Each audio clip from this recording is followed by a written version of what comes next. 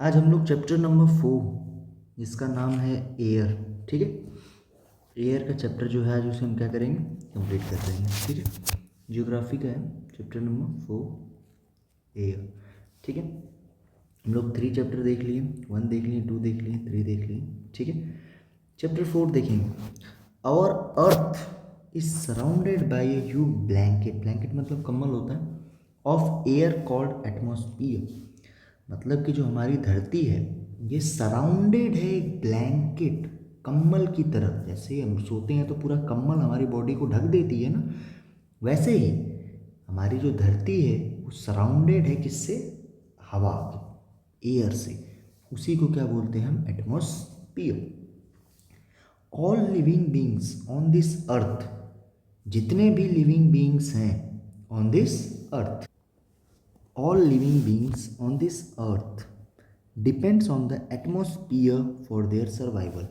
मतलब जितने भी जो लिविंग बींग्स जो सांसें ले रहे हैं ऑन दिस अर्थ, इस धरती पे, वो किस पे डिपेंड है, atmosphere for their survival.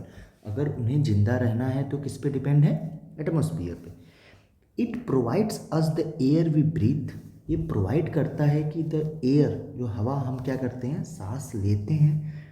And protect us from the harmful effect of the sun rays, और हमें बचाता है, किससे बचाता है, जो सन रेज की जो हार्मफुल इफेक्ट्स आती हैं उसे हमें बचाता है। ये आप पढ़ोगे, ये नहीं, जब आप हीट बजट पढ़ोगे, when we are going to read heat budget, तो आपको पता चलेगा कि कितना परसेंट एयर जो जो हमारे शॉर्ट वेव रेडिएशन में आता है और जाता है लॉन्ग वेव रेडिएशन में। ये सब आपको मैं पढ़ाऊंगा, चिंता मत करो। ठीक है, इसी चैनल पे मिल जाएगा आपको धीरे धीरे। मैं इसमें बता दूंगा कि इस लाइन का मतलब क्या है, अभी बता देता हूँ। अभी आप बस इतना याद रखो, जो सूर्य की किरण आती हैं उससे जो किरण रोशनी बहुत तगड़ी आती है, जो हवा है, एयर है, एटमॉस्फियर है, वो हमें रोशनी कुछ एब्जॉर्ब कर लेता है और हमें कम लगती है। ठीक है, अगर वो पूरी 100% रोशनी अगर हमारी धरती पे आज आती तो आज कोई जिंदा नहीं रहता, सब मर जाता। ठीक है, चलिए, without this blanket of protection, हमें रोकता है, we would be baked alive by the heat, मतलब अलाइव हो जाएंगे of the sun during the day and get frozen during the night. दिन में क्या होता, हीट बहुत तगड़ी, रात में बहुत ठंडी होती, बहुत ठंडी। अगर दिन में नहीं मरोगे तो रात ही में मर जाओगे, इतनी ठंडी पड़ेगी during night. So it is a mass of the air that has made the temperature on the earth livable. Air के वजह से, एटमॉस्फियर के वजह से ही ये मास है जिसके वजह से हमने क्या किया, हमारी धरती पे लाइव हो रही है। ठीक है, चलो एक चीज़ देखो, एक और चीज़ यहाँ पे डू यू नो में देख लो। Carbon dioxide release, carbon dioxide मतलब CO2 released in the atmosphere creates a greenhouse effect by trapping the heat radiated from the earth। देखो, दिन में रोशनी आती है, रात में रोशनी जाती है।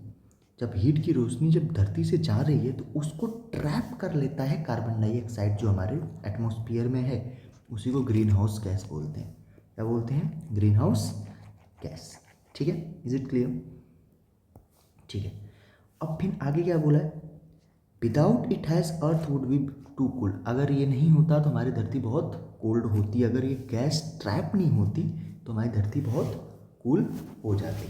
ठीक है, चलो अगला देखो, when its level in the atmosphere increases due to the factory smoke.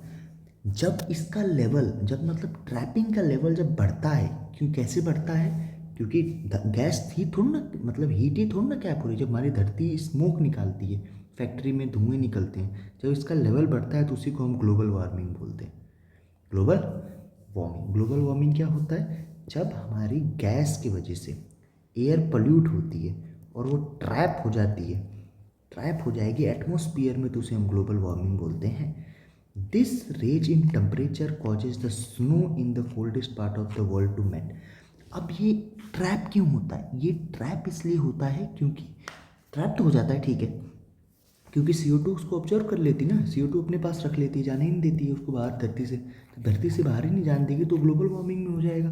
Global warming होगा तो फिर ग्लोबल वार्मिंग के बाद हमारी जो धरती का जो असली टेम्परेचर है वो बढ़ने लगेगा ना।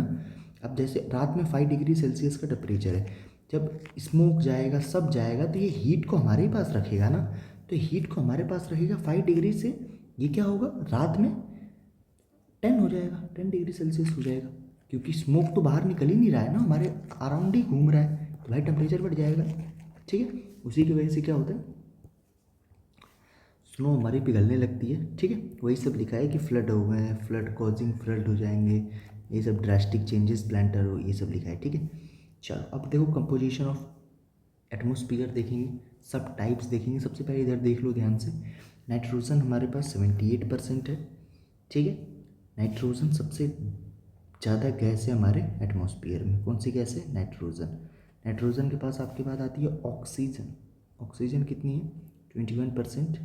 ठीक है, ऑक्सीजन कितनी है, 21%। उसके बाद आपकी आती है आर्गोन। कौन सी आती है, देखो nitrogen, oxygen, argon, carbon dioxide और other gas, all other gas. ठीक है, सबसे ज़्यादा बस आपको 2-3 याद रखिएगा कि नाइट्रोजन सबसे ज़्यादा है, उससे कम उस ऑक्सीजन 21% है, उसके बाद आर्गोन है, उसके बाद कार्बन डाइऑक्साइड है, उसके बाद ऑल अदर। ठीक है, चलो do you know that air we breathe while breathing actually mixes. हाँ, ये भी चीज़ क्या आपको पता है कि जो हम एयर ब्रीथ करते हैं, सांस लेते हैं, उसमें बहुत सारी गैस होती है। उसमें यही मत सोचना कि बस एक एक टाइप की गैस होती है, उसमें मेनी कंपोजिशन ऑफ गैसेस होती हैं। ठीक है, many gas. Nitrogen and oxygen are two gas while which makes the bulk of the atmosphere. हमारे एटमोस्फियर को जो बल्क मतलब भारी बनाता है, वो कौन कौन सी गैस है, nitrogen and oxygen. Carbon dioxide, helium, ozone. Carbon dioxide, helium, ozone, argon, hydrogen are found in less quantity, मतलब कम में पाई जाती है। Apart from these gases tiny dust particles are also present. छोटे छोटे पार्टिकल्स, गंदे पार्टिकल, डस्ट मतलब गंदे। The pie chart gives you the percentage. यही पाई चार्ट मतलब गोल में जो होता है उसी को पाई चार्ट बोलते हैं। पाई चार्ट आपको ये दे रहा है। ठीक है, आपको बस याद रखना है नाइट्रोजन क्या है, बहुत ज़्यादा पाई जाती है। कौन सी गैस पाई जाती है, नाइट्रोजन क्या पाई जाती है, प्लेंटीफुल गैस पाई जाती है नाइट्रोजन। ठीक है, when we inhale we take amount of nitrogen into our lungs and exhale it. हम नाइट्रोजन लेते हैं फिर एक्सेल कर देते हैं। ठीक है, but plants need nitrogen for their survival. Plants क्या होते हैं, देखो हम तो निकाल देते हैं, हम तो अपने शरीर से नाइट्रोजन निकाल देते हैं। ठीक है, लेकिन प्लांट्स को नाइट्रोजन चाहता है, क्योंकि प्लांट्स ज़्यादा है इसीलिए भाई नाइट्रोजन ज़्यादा है धरती पे 78%। अब धीरे धीरे इसका भी कुछ दिन में ड्रॉप हो जाएगा, क्योंकि हम लोग पेड़ कटी कर रहे हैं। But plants needs nitrogen for their survival. They cannot take nitrogen directly from the air. वो एयर से डायरेक्टली नाइट्रोजन नहीं ले सकते। Bacteria, they live in the soil and roots of some plants. जो बैक्टीरिया होती हैं कहाँ रहती हैं, सॉइल, जमीन और जड़ में of some plants. Take nitrogen from the air and change its form में बदल देती है और प्लांट्स को दे देती है। ठीक है, सेकेंड गैस हमारे देखो oxygen is second plentiful, plenty मतलब ज़्यादा, इन द एयर।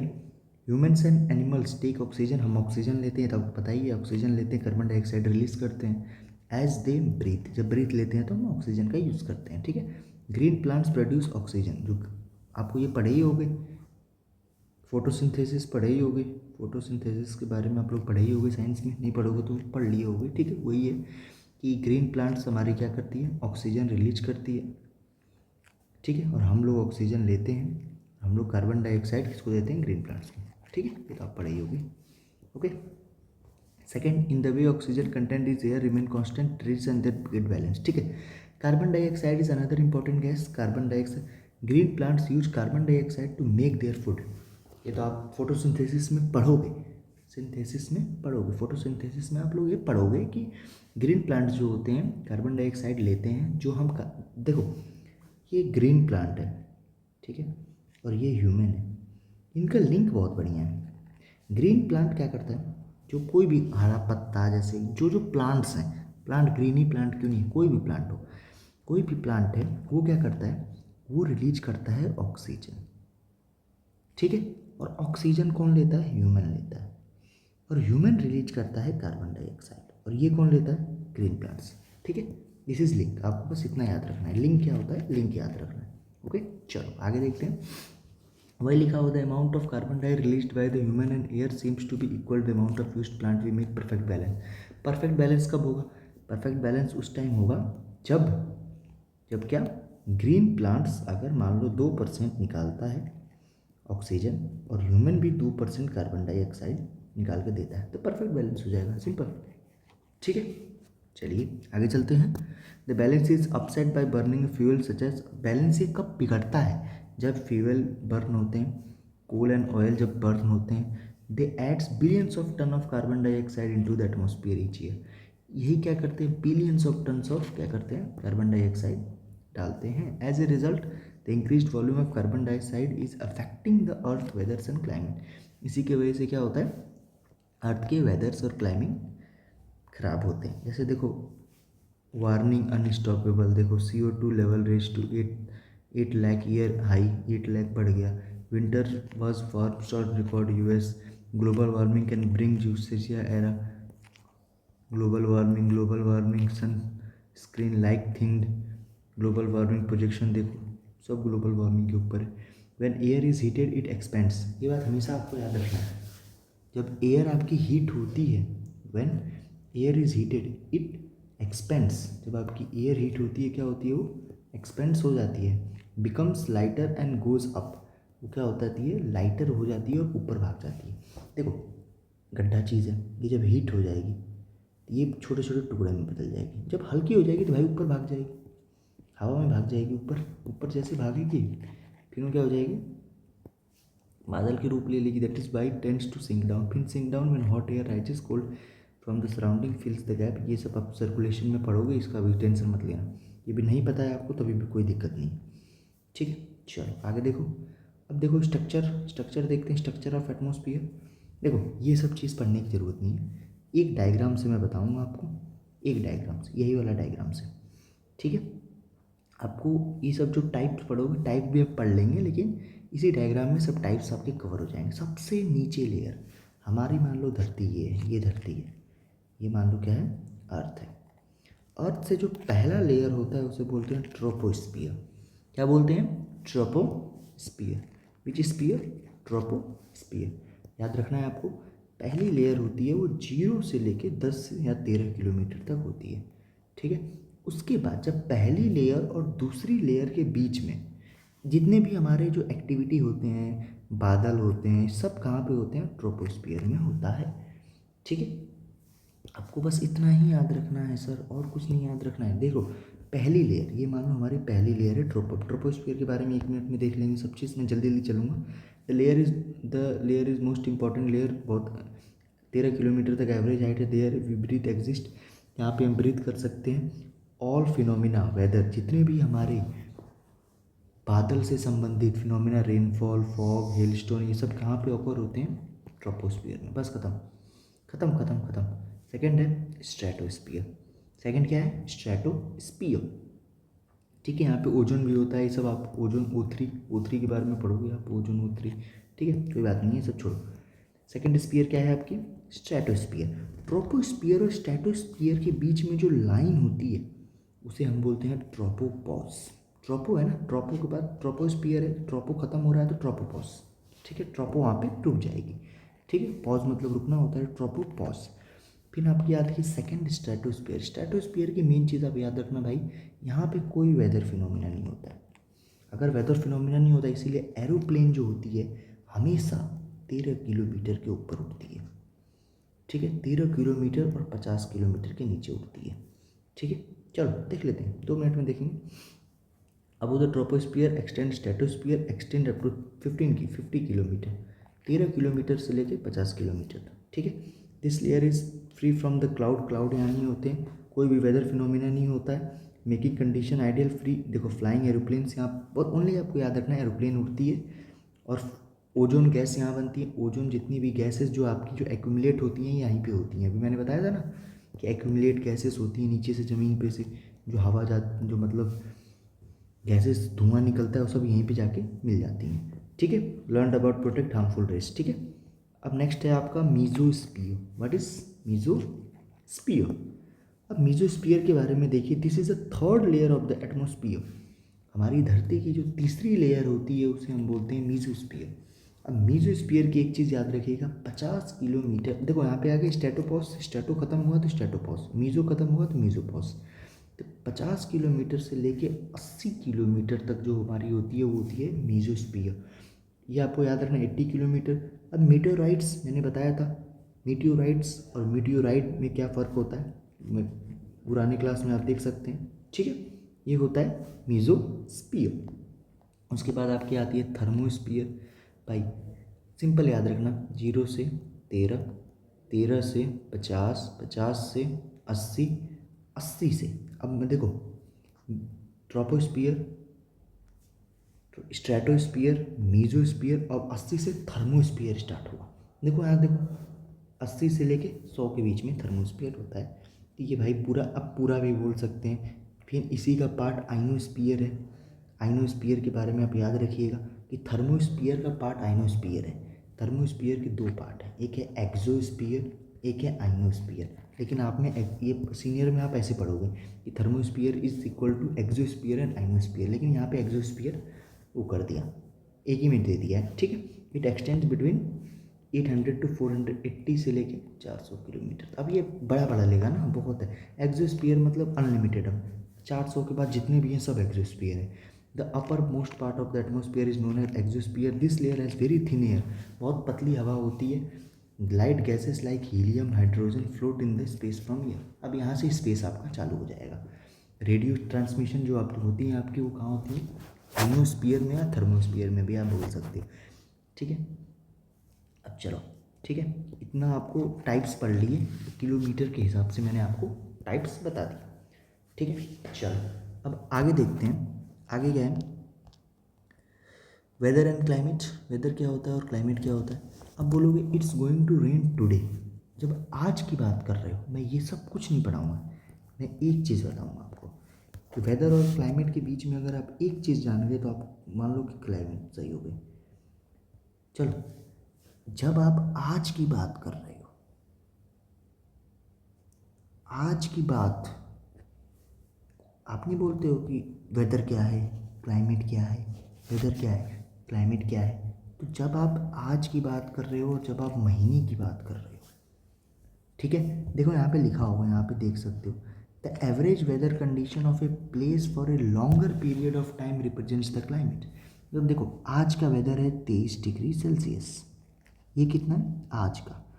पूरे महीने का जो क्लाइमेट है वो है 20 डिग्री सेल्सियस।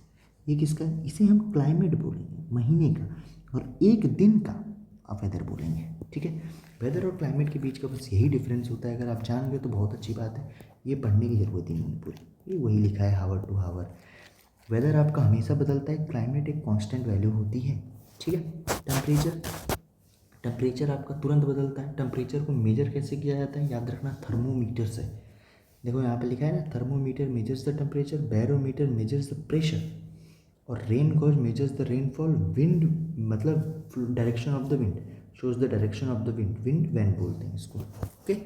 अब देखो इंसुलेशन मतलब क्या होता है, ये सब इंपॉर्टेंट नहीं है, जो जो इंपॉर्टेंट है मैं वही बता रहा हूँ। देखो ये इंसुलेशन याद रखना, इनकमिंग सोलर रेडिएशन, जब भी आपकी सोलर रेडिएशन आती हैं सन से, देखो दिखा दें एग्जाम्पल से, ये सन है आपका, ये सोलर रेडिएशन आ रही है धरती के साइड में, तो ये इनकमिंग सोलर रेडिएशन को इंसुलेशन बोलते हैं। क्या बोलते हैं, इंसुलेशन। इंसुलेशन यहाँ लिखा होगा ना, incoming solar radiation intercept by the earth, इसको हम क्या बोलते हैं, इंसुलेशन बोलते हैं। बस इतना ही इंपॉर्टेंट है। The amount of insulation decreases from equator to pole, ये भी याद रखना, ये धरती है, ये इक्वेटर है, इक्वेटर पे देखते नहीं सूर्य की रोशनी ज़्यादा है, पोल पे कम है, तो इंसुलेशन का मतलब होता है रोशनी आना। तो भाई जहाँ ज़्यादा है वहाँ पे क्या बोलेंगे, इक्वेटर पे ज़्यादा है, पोल्स पे कम है, तो भाई बोलेंगे ना इक्वेटर से पोल के साइड जाओगे तो भाई सोलर रेडिएशन कम होगी, सिंपल, तो पता ही है आपको, ठीक है। इतना आपको क्लियर हो गया। अब यहाँ पे देखो, you will be surprise to know that earth receives only 1 in 2000 billion trillion parts of the sun energy. एक रिसीव करती है तो बहुत सारे बर्बाद हो जाते हैं, ठीक है। The standard unit of measuring temperature is Celsius, it was invented by aiders Celsius. Adder Celsius के द्वारा इन्वेंट हुआ था 0 डिग्री से 100 डिग्री सेल्सियस पे, ठीक है। ये आपको कुछ नहीं जानना यार, ये सब बकवास बाजी है, आपको सब ये सब पता है, बेसिक टू बेसिक लाइफ है, इसीलिए मैं ये सब नहीं पढ़ा हूँ, ठीक है। अब चलो एयर प्रेशर के बारे में हम थोड़ा सा देखेंगे, ज़्यादा नहीं देखेंगे, थोड़ा सा क्या करेंगे, एयर प्रेशर के बारे में देखेंगे। You surprise to know that the air above us press us great force. जब एयर होती है हमें धक्का मारती है, आप देखते नहीं हवा मारती है तो आपकी बॉडी हिलती है, उसी को बोलते हैं एयर प्रेशर, सिंपल। आप कभी देखे होंगे जब हवा मारती है, हवा एकदम तेज चलती है तो आपकी बॉडी पे प्रेशर प्रोड्यूस होता है, आप भागते हो, आपको लगता है आपका शर्ट पूरा उड़ता है। जब गाड़ी चलाते हो when you are driving a bike, आप देखते हो आपका हेयर्स जो उड़ते हैं, क्यों उड़ते हैं, क्योंकि उस पर एयर प्रेशर लगता है। क्या लगता है, एयर प्रेशर लगता है, इसीलिए गाड़ी की बाइक उड़ते हैं, simple. Direction of body exerts the count pressure, बस air pressure is defined as, देखो यहाँ पे आप इंग्लिश भाषा में देखो, air pressure is defined as the pressure extracted by the weight of an air on the earth surface, यही होता है, सिंपल, ठीक है, यही दिया। In an area having low temperature the air is cold, जहाँ पे टेम्परेचर कम है, यार सिंपल बात है यार, आपको पता है 0 डिग्री सेल्सियस, 0 डिग्री सेल्सियस ठंडी होती है, 36 डिग्री सेल्सियस गर्मी होती है, सिंपल। टेम्परेचर जितना कम होगा उतना ज़्यादा प्रेशर होगा, -5 डिग्री सेल्सियस बहुत ठंडी, -50 डिग्री सेल्सियस बहुत ठंडी, +50 डिग्री सेल्सियस बहुत गर्मी, ठीक है। ये आपको पता है, the air moves high pressure to low pressure, ये तो सबको पता है। चलो इतना कंप्लीट, ठीक है। चलो आगे देखते हैं। अब हम करेंगे विंड्स। विंड मतलब हवा। The movement of air from high pressure to low pressure area is called wind. High pressure से, जब भी हाई प्रेशर जहाँ पे है वहाँ से लो प्रेशर में हवा जाती है एयर, तो उसे हम बोलते हैं विंड, सिंपल। जब भी ध्यान से सुनो, एक जगह हाई प्रेशर है, the movement of air from high pressure to low pressure is called wind. You can see wind at work, it's blow drive leaves with प्लेमेंट and approach that this that, ये तो तुम्हें पता है। Umbrella, umbrella का एक example ले लो। Umbrella का चेहरा का व्यू बिगड़ते देखे हो, ऐसे उल्टा हो जाता है, क्यों होता है, हाई प्रेशर से विंड आ रही है, इसको भी ले जा रही है लो प्रेशर साइड, ठीक है, यही है। अब देखो ये चीज़ें जो आपने दे रखी हैं मेरे हिसाब से उतनी इम्पोर्टेंट नहीं है, लेकिन बता दे रहा हूँ, ठीक है। Winds can be divided into 3 types. Winds आपकी होती हैं 3 टाइप में डिवाइड होती हैं। एक होती है परमानेंट विंड, एक होती है सीजनल विंड। एक परमानेंट जो हमेशा चलती है, सीजनल मतलब ओनली सीजन टू सीजन चलती है, जैसे लू गर्मी सीजन में चलती है। लोकल विंड्स जो नॉर्मल चलती हैं। देखो the trade winds, permanent winds में आपकी 3 टाइप की विंड आएगी। एक आएगी ट्रेड विंड, एक आएगी वेस्टर्लीज, एक आएगी ईस्टर्लीज। कितनी आएंगी, 3। ये परमानेंट हमेशा चलती हैं। Seasonal wind, wind change direction and different season, direction हमेशा बदलती हैं। Example monsoon in India, monsoon season बदल जाती हैं विंड की। Local wind they flow only during particular year और प्ले, जब उनका मन करेगा तो फ्लो, जैसे land and sea breeze. Land मतलब लैंड ब्रिज मतलब लैंड से सी की तरफ हवा जाना, सी ब्रिज मतलब सी से लैंड की तरफ हवा आने को हम क्या बोलते हैं, लैंड एंड सी ब्रिज, ठीक। I think is it clear. चलो this blow in particular year, बस आपको यही याद रखना है। ये वाला मैप आप याद मत रखना, ये वाला सीनियर लेवल में पढ़ाया जाता है, बस आपको ऐसे दे रखा है। इसमें डायरेक्शंस होती हैं, दिस इज़ अकॉर्डिंग टू एक थ्योरी होती है, थ्योरी नहीं होती है। इसमें ये होता है कि नॉर्थर्न हेमिस्फीयर में राइट हैंड साइड में डाइवोट है, सदर्न हेमिस्फीयर में लेफ्ट हैंड साइड में डाइवोट है। ये आप नहीं समझ पाओगे अभी, क्योंकि इसका एक बहुत अच्छा मैप है, जो पढ़ाऊँगा तब आपको समझ में आएगा, ठीक है।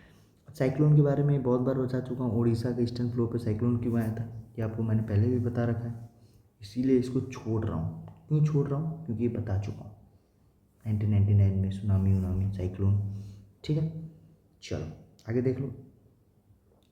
अब ये वाला देख लो, मॉइस्चर्स। देखो एक होती है साइक्लोनिक रेनफॉल, ठीक है। अब ध्यान से देखो, moisture when water evaporates from land and different bodies. पानी जो है, पानी इवेपोरेट्स करता है धरती से और डिफरेंट बॉडीज की तरफ जाता है, तो उसको हम वाटर वेपर बोलते हैं। पानी जब हवा में जाता है उसे हम वाटर वेपर बोलते हैं। Moisture in air at any known as, सुनो ह्यूमिडिटी क्या होता है, हम तो आप अपने फ़ोन में देखिएगा एक साइड लिखा हुआ ह्यूमिडिटी जो है इतना है इतना है। क्या होता है कि आपके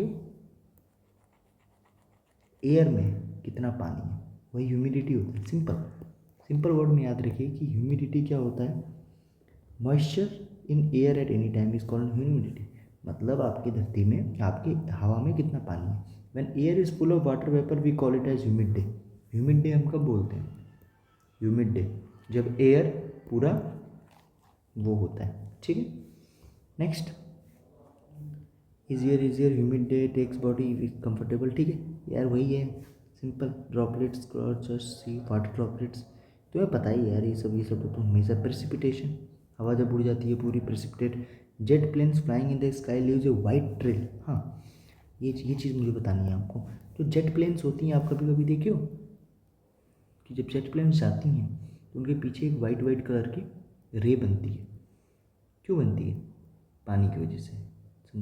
हवा में क्या हो जाता है, पानी रहता है और वही पानी क्या करता है, उसे बनाता है। पानी अपनी जगह से जाता है तो निशान नहीं बनाता है। आप अभी समुद्र में देखोगे जब जहाज़ जाती है तो पीछे निशान बनते जाते हैं, पानी को हिला के देती है। उसी तरह जब वो जाता है तो निशान बना देता है। देखो लीव्स जो white trails behind them the moisture from their engines condense. जो उसका इंजन जो कंडेंस है मतलब हीट रहता है ना उसका इंजन पूरा। So with these tries condense moisture from the some and no air movement to disturb them. कोई एयर मूवमेंट नहीं हो, वही है यार सिंपल। और आपको एक और चीज़, rainfall on the basis of mechanism there are 3 types of rainfall. आपको याद रखना है रेनफॉल कितने टाइप्स के हैं, 3 टाइप के। टाइप कौन कौन सी, कन्वेंशन, ओरोग्राफिक और साइक्लोनिक। ये तीनों टाइप आप सीनियर लेवल पे पढ़ो, बस इसमें बेसिक याद रखना है। ये लास्ट वाली लाइन बस इंपॉर्टेंट है। There are 3 types of rainfall, the convention rainfall, orographic rainfall and cyclonic rainfall, ठीक है। Is it clear? Rainfall is very important for survival of plants and animals. It bring fresh water to the earth surface. ये अच्छा पानी लाता है। If rainfall is less water scarcity and गरीब मतलब सूखापन आ जाएगा, अदर आर फ्लड्स प्लेस ले लेंगे, ठीक है। एटमॉस्फियर, एटमॉस्फियर क्या होता है, ब्लैंकेट आप लिख देना, ब्लैंकेट होता है सराउंडिंग्स का, ठीक है। 2 गैसेस बल्क, बल्कि गैस कौन सी है, एक है आपकी नाइट्रोजन, एक है ऑक्सीजन, ठीक है। The gas created green house gas in the atmosphere. कौन सी ऐसी गैस है जो ग्रीन हाउस बनाती है, ग्रीन हाउस कौन सी बनाती है, CO2, कार्बन डाइऑक्साइड ही तो है। अरे दिखाऊँ यार, देखो ऊपर देखो, अभी तो मैंने बताया था, देखो कार्बन डाइऑक्साइड लिखा है, कार्बन डाइऑक्साइड के बाद ही तो ग्रीन हाउस लिखा है। कार्बन डाइऑक्साइड अगर ज़्यादा हो जाएगी तो फिर ग्लोबल वार्मिंग होगा। व्हाट इज़ वेदर, वेदर क्या होता है, seasonal weather, daily changes in the air, जितना एयर बदलेगा, जितना climate, daily change of climate. 3 types of rainfall, convention, orographic और कन्वेंशनल, ओरोग्राफिक, साइक्लोनिक, 3 हो गए। एयर प्रेशर क्या होता है, the pressure exerted by the air के द्वारा जो प्रेशर लगाया जाता है उसी को एयर प्रेशर बोलते हैं। Which of the following gas protect us from the harmful ray, carbon dioxide. कौन सी ऐसी गैस है जो प्रोटेक्ट करती है from the harmful rays, harmful sun rays से कौन सी गैस है जो प्रोटेक्ट करती है, carbon. The most important layer of the atmosphere, ऐसी कौन सी मोस्ट इंपॉर्टेंट, ट्रोपोस्फियर है यार, उसी की वजह से तो जिंदा है। विच of the following layer of the atmosphere is free from cloud, इसमें बादल नहीं है, बादल नहीं है। एरोप्लेन उड़ती है, एरोप्लेन किस में उड़ती है, स्ट्रेटोस्फियर में। As we go up the layer of the atmosphere, जब हम ऊपर जाते हैं तो प्रेशर क्या होता है, प्रेशर घटता है यार, सबको पता है कि पहाड़ पर चढ़ने पर सांस खुलती है। When precipitation comes down to the earth in the liquid form, और भी प्रेसिपिटेशन है, प्रेसिपिटेशन धरती पे आता है लिक्विड फॉर्म में, पानी के फॉर्म में, तो भाई रेन तो होती है। अब देखो लू क्या है, लू एक विंड है, कौन सी विंड है, सीजनल विंड है। मॉनसून क्या है, what is monsoon, monsoon local wind थोड़ा ना है, मॉनसून कौन सी विंड है। विंड क्या है, व्हाट इज विंड, विंड क्या है, मूवमेंट ऑफ द एयर को विंड बोलते हैं, horizontal movement of the air को विंड बोलते हैं। Layer of the June, trade winds क्या है, ट्रेड विंड्स आपकी परमानेंट विंड है, भूल गए। और लोकल विंड्स क्या है, लोकल विंड्स आपकी लू हमें आ जाएगी, लू भी आ जाएगी, मानसून भी आपकी लोकल विंड्स है, ठीक है। इट क्लियर, ठीक है। Have a nice day, thank you.